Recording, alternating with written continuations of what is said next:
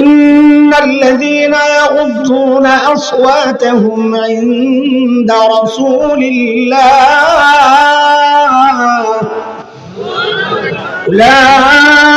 উলাইকা আল্লাযীনা ইমতাহানাল্লাহু কুলুবাহুম লিত্তাকওয়া لهم مغفرة وأجر عظيم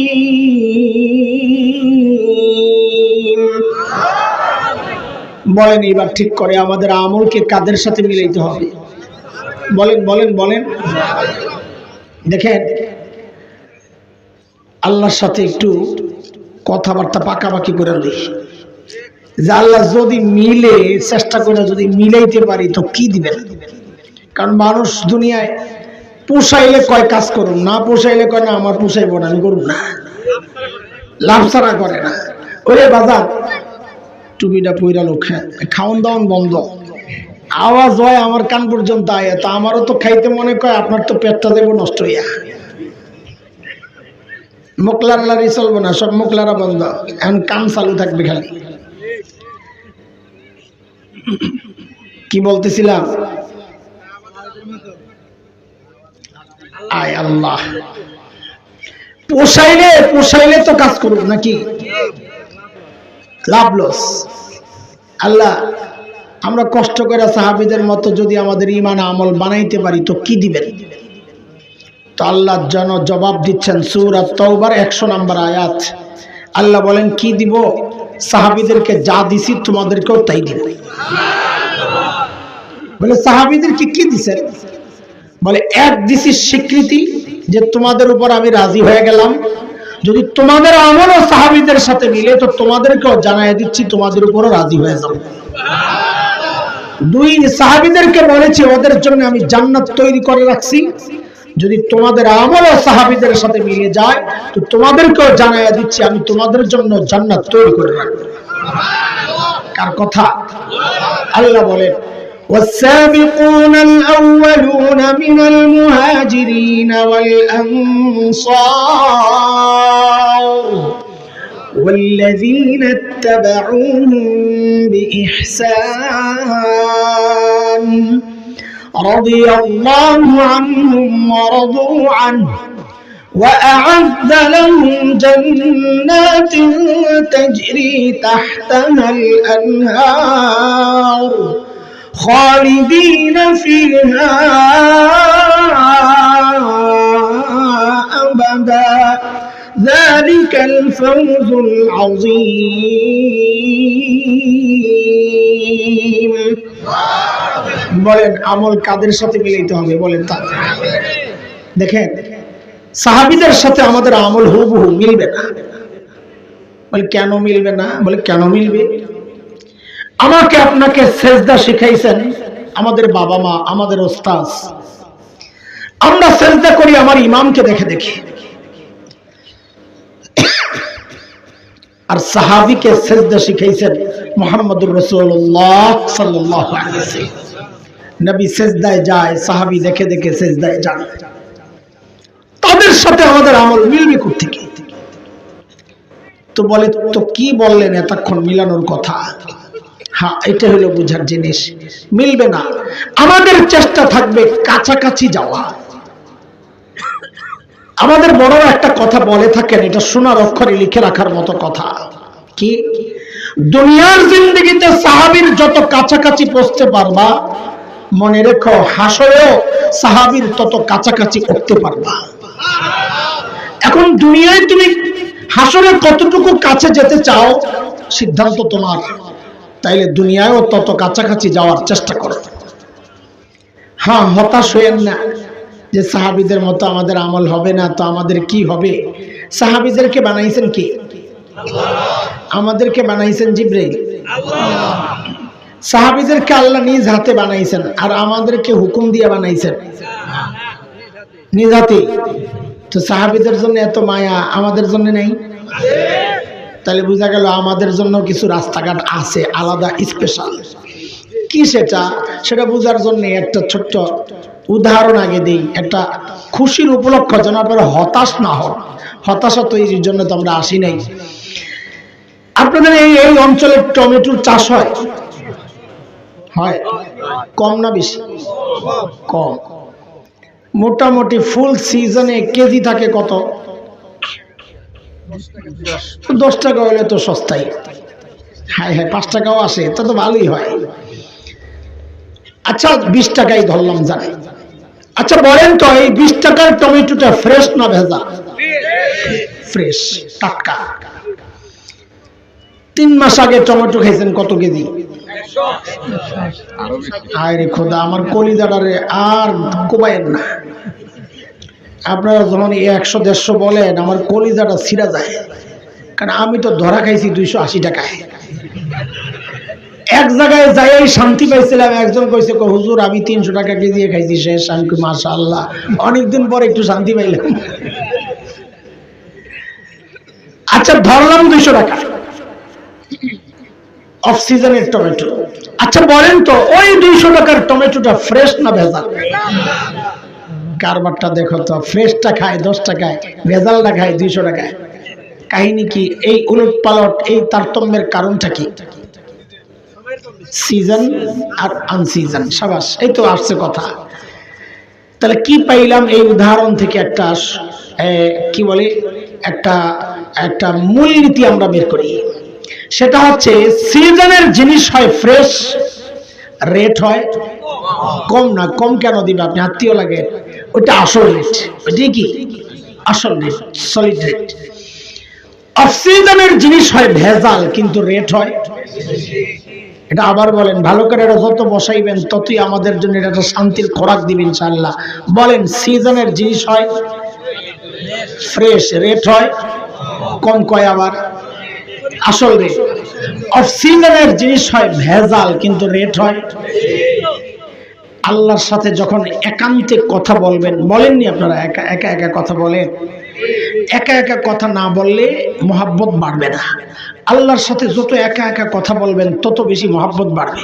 বলে একা একা আবার কি কথা বলবো আল্লাহর সাথে? যা মনে চায় বলবেন, চুপ করে বলবেন, আল্লাহ আমার লগে রাগ হইছেন না, গুনাহ করছি দেখে আমার উপর রাগ, মাফ করে দিলে তো হয়। আল্লাহ আমারে জাহান্নাম দিবেন না, আপনি নিজে হাতে বানাইছেন না, আমি নিজে হাতে কোন জিনিস বানাই নষ্ট করি, আপনিও দিবেন না আমারে। আচ্ছা যদি দেন তো শোনেন, আমারে জাহান্নাম দিলে আপনার শত্রু, আপনার নবীর শত্রু, আমার শত্রু শয়তান খুশি হবে। আর আমারে জান্নাতে দিলে আপনার প্রিয় হাবিব খুশি হবেন।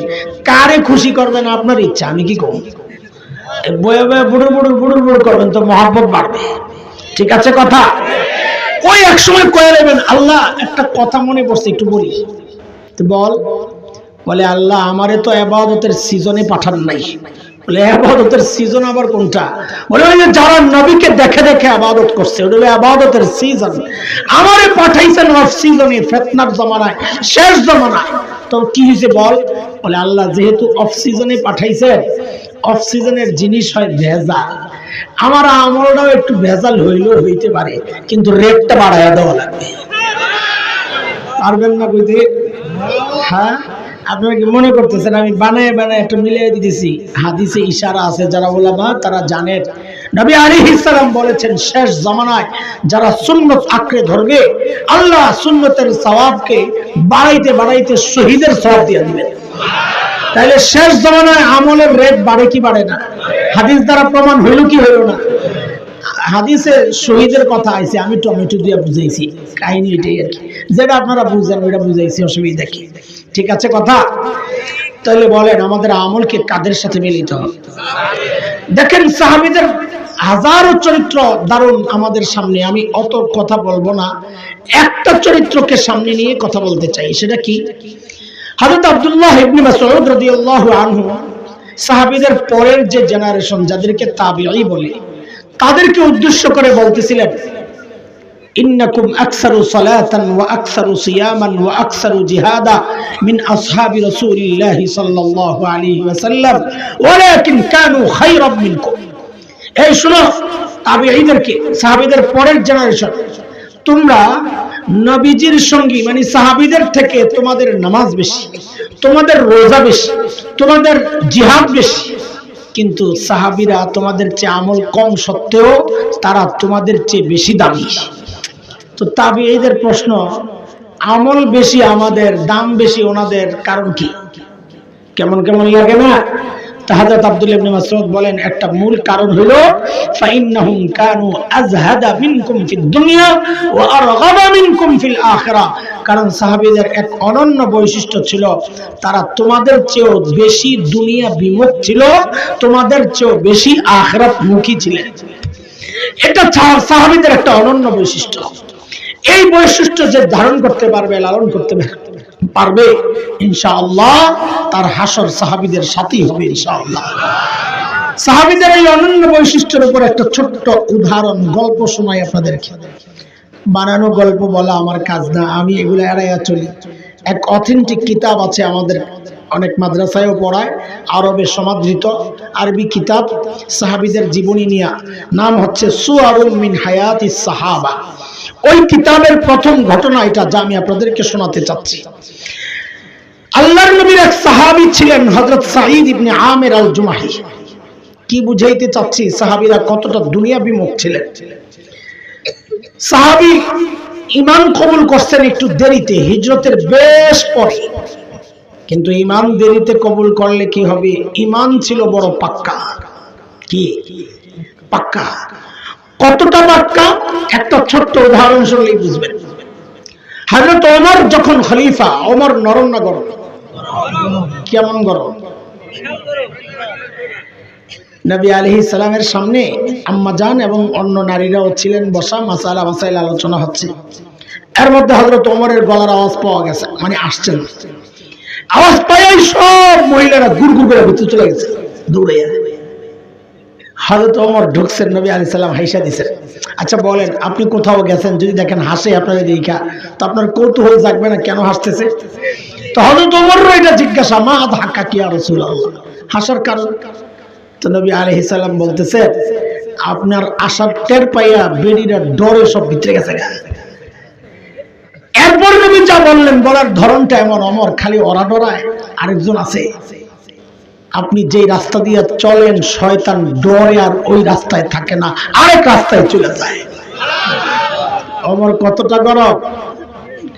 ওই ওমর যখন খলিফা, হযরত সাঈদ আয়েশা একদিন বলতেছেন, ওমর আল্লাহ দায়িত্ব দিয়েছে ঠিকঠাক মতো আদায় করেন, নাইলে কিন্তু খবর আছে। বাপরে বাপ, বেটার কলিজায় সাহস কত! ওমর রে কয় খবর আছে। এই সাহস কই পাইল? মানুষ নিজে যত সৎ হয় তার সাহসটাও তত উঁচা হয়। নিজের মধ্যে দুই নম্বরই থাকলে কথা বলবে মিনমিন মিনমিন কইরা, আর খালি তেলের দাম বাড়াইবো ডিব্বা খালি কইরা। কি বুঝছে? ঠিক কইছে, শয়তান ভাই সব জানো না। কি কি তেলের ডিব্বা খালি করে কি করে? তেল মারে। সামনে কতগুলো অসভ্য বসা, তিনি চেয়ারে বসা। সাংবাদিক সম্মেলন চলছে, সব দুই নম্বর ডিরে বসাইছে, ভালো সাংবাদিক ডাকে না। ওগুলা এসে এমন তৈলাক্তক প্রশ্ন করে, মাননীয় প্রধানমন্ত্রী আপনি এই বয়সে কাজের এত এনার্জি কোথায় পান? সারা দুনিয়ার জন্য আপনি উন্নয়নের রোল মডেল। গোড়ার ডিমের হাড্ডির শয়তান কথাকার, সারা দুনিয়ার জন্য জুলুমের রোল মডেল, তামসামিয়ার দালালির রোল মডেল, ভারতের 5টা গোলামির রোল মডেল। কথা বলে আমগরের 16 বছর খালি মিথ্যা কাহিনী শোনাইছে যে ভারত বলে আমাদের বন্ধু। বন্ধু কি আগেরটা? হ্যাঁ, ভারত আমাদের কেমন বন্ধু? সূরা আরাফের 21 নম্বর আয়াতটা পড়া দেখেন। শয়তান আমার বাবা মারে যায় কসম খায়া কি কইছিল জানেন? কাসামাহুমা ইন্নী লাকুমা লামিনান নাসিহিন।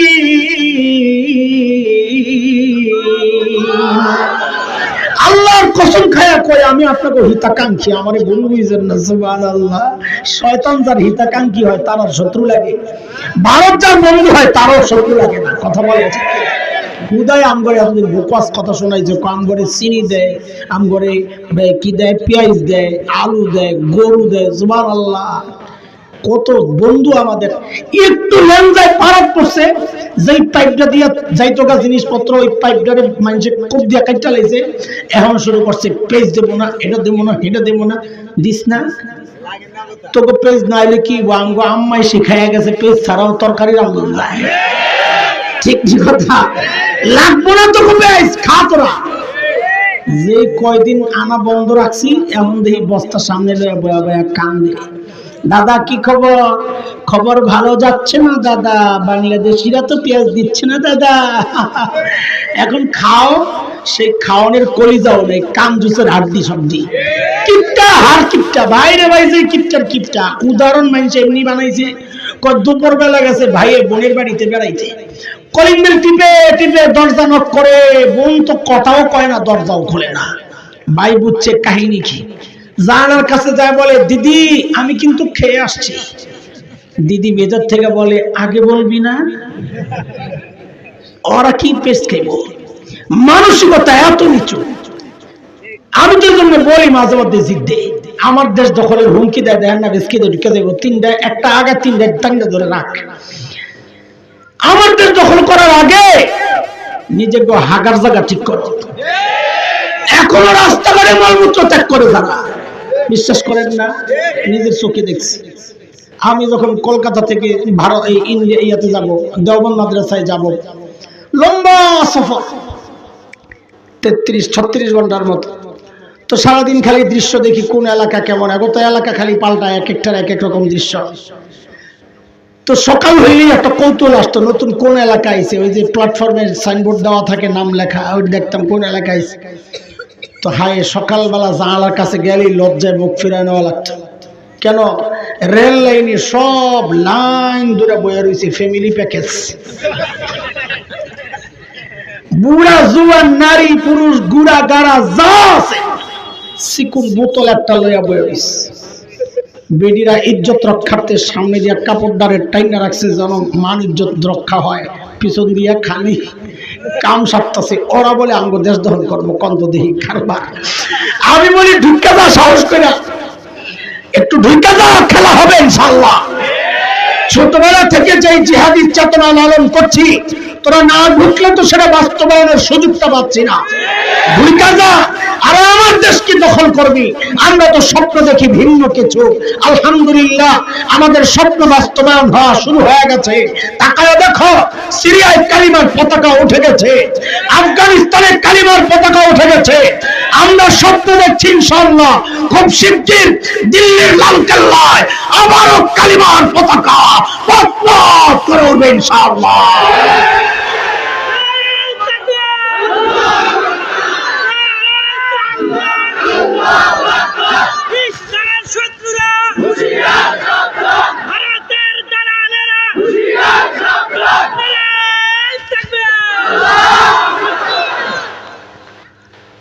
আল্লাহ আল্লাহ আল্লাহ। হযরত ওমর যখন আয়া কয় ওমর ঠিকঠাক মতো কাম করেন, খবর আছে। আমাদের দেশের নেতারা যদি হইতো এমন, যদি কেউ আয়া কইতো ঠিক মতন কাম করেন, খবর আছে, কোন রকম ওরে বিদায় কইরা গোয়েন্দা সংস্থার ডাক দিয়ে কইতো তেল বেরা গেছে, ওরা আয়না করে ঢুকা। ঠিক নি কথা? কিন্তু তিনি তো ওমর,